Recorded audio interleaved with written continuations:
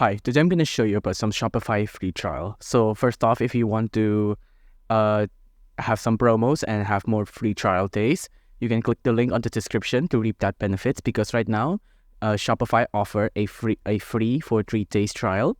And if you click on the link on the description, you can get more. So again, if I want to do a free trial, I'm just going to click on start free trial here.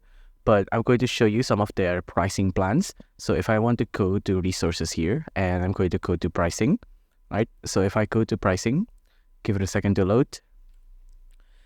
They offer a couple of plans like basic, Shopify, advanced, and plus, right? So for basic, there's a couple of standout features like 10 inventory location, you have 24/7 chat support, localized global sellings, and POS Lite.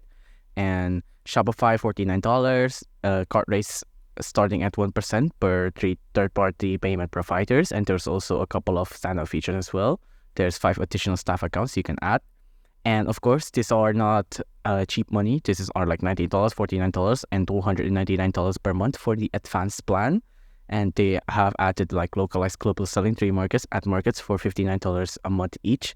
And there's also Plus, which is at a whopping $2,000 per month. So of course, before you're paying this kind of heavy money, you want to start the free trial.